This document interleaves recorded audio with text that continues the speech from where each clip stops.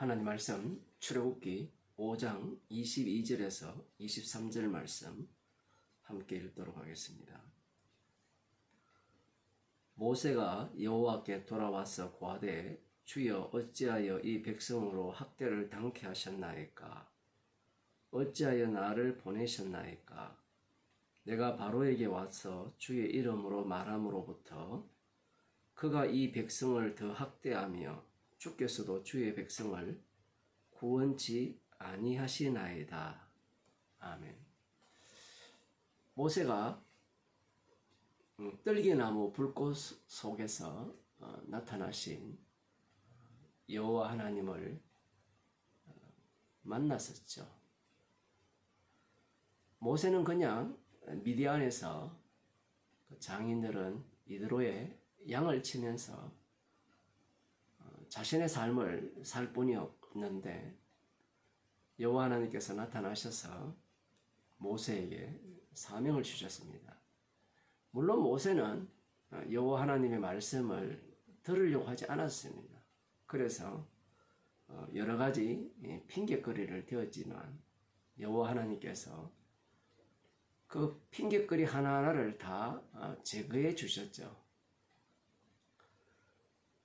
모세에게 기적도 이렇게 보여주시고 또 모세가 무슨 말할지 어떤 말을 해야 될지도 다 알려주셨습니다. 입이 둔하다고 하니까 아론을 붙이셔서 하나님께서 말씀하신 그 모든 말씀을 모세를 격려하고 아론의 입을 통하여서 말을 하게 하는 그러한 내용까지 나왔습니다. 그리고 그뿐만 아니죠. 바로가 나의 백성들 이스라엘 자손들을 곧장 보내주지 않을 것이라는 말씀도 하십니다. 그 이유는 여호와 하나님께서 친히 이 바로의 마음을 강팍해 하셨기 때문에 보내주지 않을 것을 말씀하시고 뿐만 아니라 여호와 하나님께서 애굽을 여러 이적으로 치신 이후에 그때서야 비로소 이스라엘 자손을 보내줄 것이다. 그렇게 말씀을 하셨습니다. 모세는 많은 정보를 이제 머릿속에 담고 이스라엘 백성들을 이스라엘 자손들을 애굽에서 구출하기 위해서 바로 왕 앞에 섰습니다. 이미 모세는 하나님께서 약속을 하셨고 말씀을 하셨고 어떻게 하실 것이라는 내용까지도 다 일러주셨기 때문에 이미 머릿속에는 어떻게 되어질 것이라는 생각을 이미 담고 있는 겁니다. 막연히 바로 왕 앞에 가서 여호와께 희생을 드리려 하오니 보내세요. 이렇게 말하는 것이 아니라 모세는 이러이러하면 이런 식으로 하나님께서 일을 진행시킬 것이다. 하나님께서 자기와 함께 하신다고 했으니까 그러한 생각을 갖고 있었던 겁니다. 그런데 웬걸요? 이 바로왕에게 여호와께 희생을 드리려 하오니 이스라엘 자손을 보내세요 라고 하니까 여호와가 누구간데? 라고 말을 하면서 이스라엘 백성들에게 더 어려운, 더 힘든 고역을 시키죠. 그 전까지는 짚을 제공하면서 벽돌을 만들려고 하다가 이제는 짚을 주지도 않고 그 이전에 만들었던 벽돌의 수량만큼 만들어라 라는 그러한 어떤 명이 떨어집니다. 그러니 얼마나 힘들겠습니까? 그 힘듦을 어제 우리가 말씀을 통해서 보았듯이 이스라엘 패장들이 바로왕에게 가서 당신이 이렇게 처리하는 것은 당신의 백성들의 허물이니까 이걸 좀 당신들 백성답게 노예지만 비록 노예의 그 뭐랄까요 유용 가치가 있게 좀 처리해달라라고 하니까 바로왕이 그 말은 안 듣죠. 그 이유는 여호와께서 바로왕을 강박해 하셨기 때문에 그렇습니다. 그런 중에 이제 나오는 중에 모세와 아론을 보면서 이제 너 때문에 우리가 죽게 되었다. 이런 원망을 쏟아내면서 여호와께서 너희들을 감찰하시고 판단하시기를 원한다라고 말을 했습니다. 이러한 상황은 모세가 전혀 예측하지 못한 상황입니다. 모세는 이스라엘 백성들을 애굽에서 구출하기 위해서 자신이 보냄을 받았기 때문에 하나님의 뜻과 자신의 뜻이 거의 일치할 것이라 생각했고, 하나님이 자신과 함께 하신다고 했으니까 자신 속에 있는 그 일 처리가 앞으로 그 자신이 일을 했을 때 하나님이 어떻게 처리할 것인가, 그 방식대로 하나님이 일을 처리해 줄 것이라고 예상을 했는데 전혀 다른 상황이 발생한 거예요. 그러자 모세가 여호와께 돌아와서 고합니다. 주여, 어찌하여 이 백성으로 학대를 당케 하셨나이까? 어찌하여 나를 보내셨나이까? 아니, 이럴 것 같으면 아니, 구출한다고 하셨는데 바로왕을 강박해 하신다 하셨거든요. 근데 강박해 하신다라는 그 내용은 알고 있는데 이스라엘 자손을 더 학대하게 할 줄은 모세가 생각을 못한 거예요. 우리들이야 워낙 똑똑하고 믿음이 좋기 때문에 여호와 하나님께서 사실 말씀을 보면 강팍해 하시면 이스라엘 자손들을 더 학대할 것이다. 그러면 이스라엘 백성들이 모세를 원망할 것이다. 이런 예상을 다 하는데 모세는 그렇지 못했던 겁니다. 어찌하여 이 백성으로 학대를 당케 하셨나이까? 뒤에 좀 생략이 되어 있죠. 나 기분 나빠요. 억울합니다. 이런 말도 들어가 있는 거고. 그러면서 어찌하여 나를 보내셨나이까? 이럴 것 같으면 왜 보내셨냐 이거죠. 그 다음 말씀을 보면 내가 바로에게 와서 주의 이름으로 말함으로써 그가 이 백성을 더 학대하며, 여호와의 말씀을 전했고 이스라엘 자손들을 애굽에서 구출하기 위해서 이렇게 바로에게 말을 했다면 그 다음 단계는 여호와께서 이스라엘 자손을 애굽에서 구출할 기미가 보여야 되는데 주께서도 주의 백성을 구원치 아니하시나이다. 무언가 희망이 있어야 되는데 오히려 애굽에서 벗어날 길은 더 요원해지는 겁니다. 만일에 이 모세와 아론이 바로왕에게 가서 여호와께 희생을 드리려고 하니까 이스라엘 자손을 보내시오 라고 했을 때 이 바로왕이 좀 움찔하면서 그들에게 그 고역을 좀 더 경감시켜 줬다면 이스라엘 자손들은 정말 우리의 조상 여호와 하나님께서 우리를 구출시키기 위해서 모세와 아론을 보내셨구나, 정말 그 말씀대로구나 라고 생각을 할 수 있는데, 그러한 생각 자체를 있는 생각조차도, 있는 믿음조차도 다 날려버리는 그러한 상황을 주께서 발생시킨 겁니다. 그러한 상황이 되니 지금 모세조차도 왜 나를 보냈습니까? 라는 거죠. 아니, 이럴 것 같으면 왜 나를 보냈습니까? 이런 말이 나오게 하기 위해서 모세를 보낸 거예요. 모세를 어디에서 불렀습니까? 떨기나무 가운데, 불꽃 가운데서 불렀잖아요. 떨기나무라는 것은 불에 타야 되잖아요. 제가 그때 설교할 때 말씀드렸습니다만, 떨기나무는 불을 지르면 쉽게 타버려야 되죠. 그런데 이 떨기나무는 타지 않아요. 연소가 되지 않습니다. 그런데 불꽃은 활활 타올라요. 그러면 쓸모없잖아요, 떨기나무가. 모세가 지금 그 역할로 자기가 부름을 받았는데, 이거 안다고 말씀을 인간이 장악할 수 있겠어요? 말씀이 인간을 장악하지. 모세는 착각한 거죠, 자기 자신을.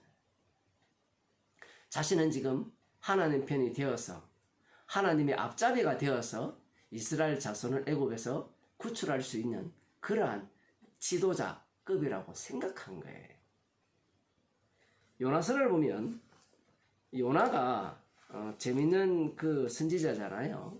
그 구약성경 1287쪽에 보면 그 요나서가 나오는데 여호와의 말씀이 아미떼의 아들 요나에게 임했습니다. 어떤 말씀이 임했는가 하면 너는 일어나 저 큰 성읍 니느웨로 가서, 니느웨는 아수르의 수도죠. 가서 그 성을 서서 외치라. 그 압독이 내 앞에 상달하였음이니라 하시니라.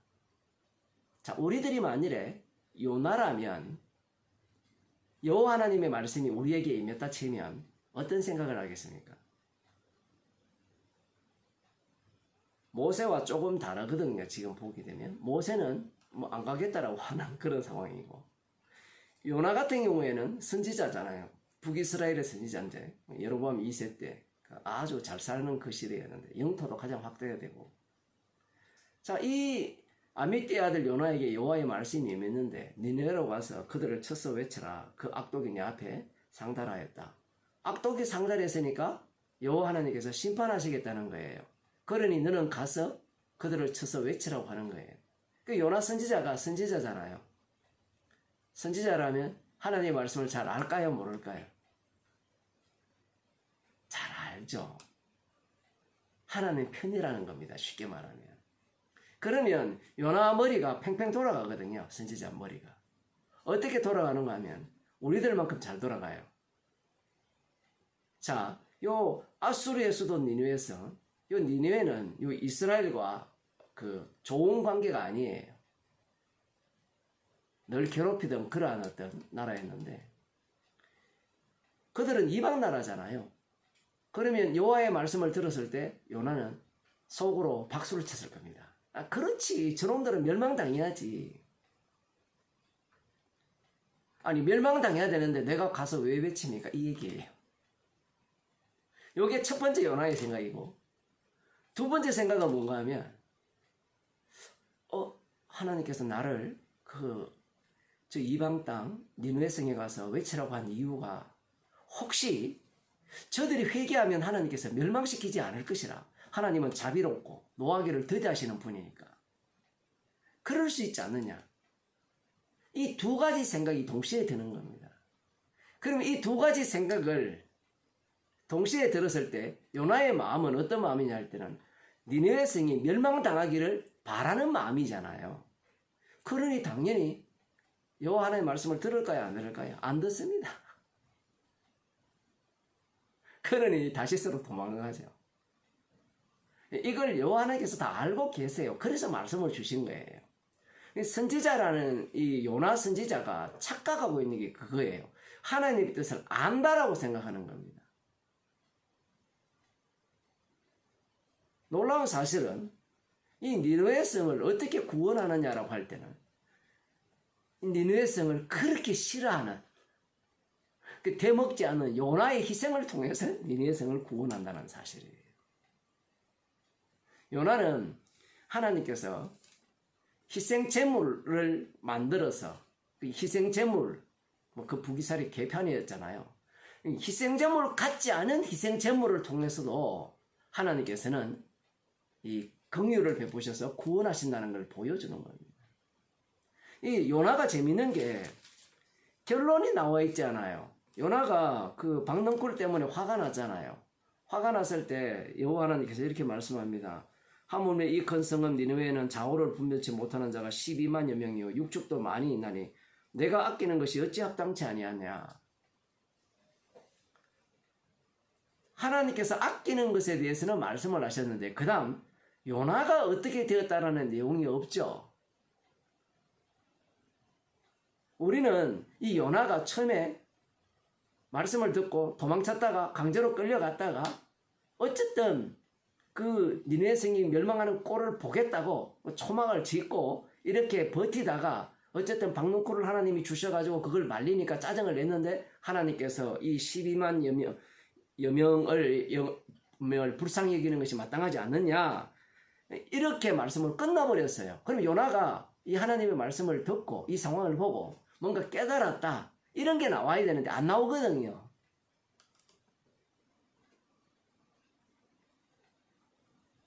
왜 안 나올까요? 선지자는 이렇게 사용하다가 사라져야 돼요. 이용당하다가.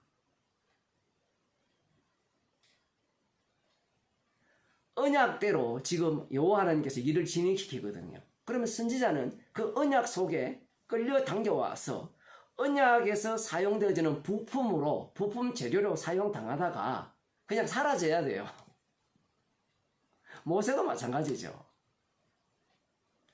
문제는 자기가 주인공이 되려고 한다는 겁니다. 자기가 주도권을 갖고 있다고 생각해요.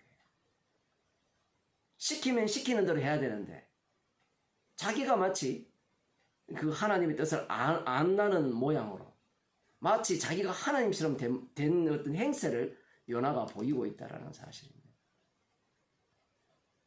그러한 자를 하나님께서는 이 언약이 어떠한가를, 여호와 하나님이 어떠한 분이신가를, 지금 이스라엘을, 북이스라엘을 어떻게 지금 현재까지 유지시키고 계시는가를, 그 어떤 그 바탕, 그 희생물이 어떠한가를 지금 보여주고 있다는 사실이거든요. 우리들은 그 예수님을 믿는다라고 하잖아요. 그래서 성령을 받았다라고 하고, 사람들이 착각하는 게 이런 겁니다. 성령을 받았다. 성령을 받았다라는 것을 무엇으로 증명할 거냐? 그것은 성경을 연구 많이 해서 말씀을 머릿속에 많이 집어넣으면 된다고 그렇게 생각을 하잖아요. 그러면 말씀을 많이 알기 때문에 이제 성령께서 우리를 어떻게 인도하실 것이라고 안다고 생각할 가능성이 되게 높아요. 우리는 우리가 모르는 사이에, 달리 말하면 우리 속에 악마가 있잖아요. 선악과를 먹었기 때문에 어떤 생각을 갖고 있는가 하면 요나와 같은 생각, 모세와 같은 생각을 똑같이 갖고 있어요. 하나님의 성령이 우리에게 임하시면 내가 하는 모든 일들에 있어서 내가 예상하는 대로 되어질 것이라고 생각을 하는 거예요. 내가 예상하는 대로. 정말 예를 들어 밤마다 이렇게 말씀을 상고하고 듣고 또 기도하고 이렇게 하면 그 다음 우리 몸은 무엇이 작동하는가 하면 그 다음 뭔가 어떻게 될 것이라고 예상을 해요. 이 몸 자체가. 왜 그러냐 할 때는 우리는 선악과를 먹어서 하나님처럼 되었기 때문에 그래요. 그런데 성령이 오시면 주도권을 누가 갖게 되느냐 할 때는 성령이 갖게 돼요. 내 안에 다른 분이 사시잖아요. 그리스도께서 주도권을 갖고 계시거든요. 그러면 나는 나의 예상을 지금 펼쳐내지만 주님께서는 나의 예상과 전혀 다른 방식으로 주께서 우리들을 끌고 가버립니다. 그 사도행전 16장에 보면 바울과 실라가 그 빌립보에서 복음을 전했잖아요. 한날은 기도처를 찾아가는데 그 귀신 들린 여종 하나가 따라다니면서 큰 소리로 맞는 말을 합니다. 지극히 높으신 하나님의 종으로서 이 구원의 길을 전하는 그러한 사람이라고 동네방네 떠들고 다녀요.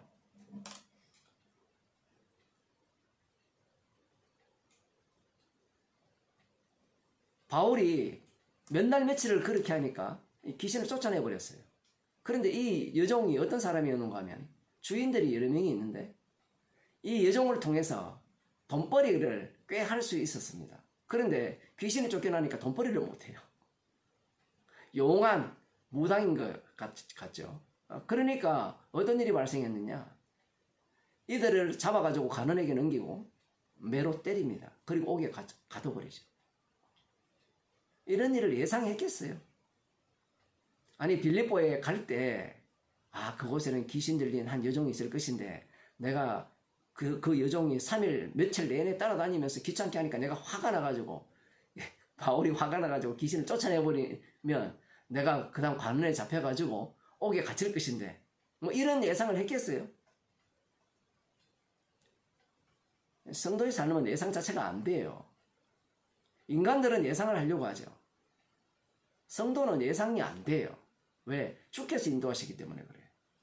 인간들이 보기에는 예상된 삶이지만 성도에게는 모든 것이 낯선 상황입니다. 놀라운 것은 그들이 감옥에 갇혔어도 하나님께 기도하고 찬양을 했다는 사실이에요. 이상한 사람들이죠. 왜 그러냐? 그들은 이미 성령의 인도하심을 따라 사는 인생들이기 때문에 그래요. 자기 자신의 나름대로의 계획과 말씀을 배우면 뭔가 이렇게 될 것이고 은혜를 알면 뭔가 내 삶이 이렇게 펼쳐질 것이고 이런 것 자체가 없어요. 성도에게는. 왜냐하면 성도는 십자가를 전가하는 증인이기 때문에 그래요. 분명히 주님이 말씀하셨잖아요. 땅 끝까지 이르러 내 증인이 되리라.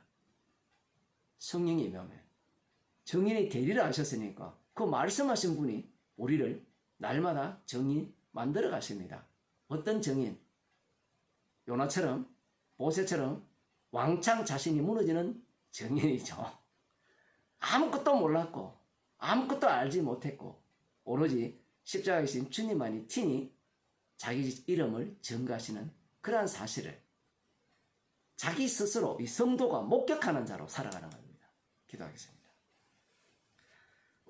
하나님 아버지,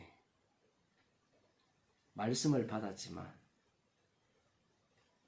그 말씀이 오히려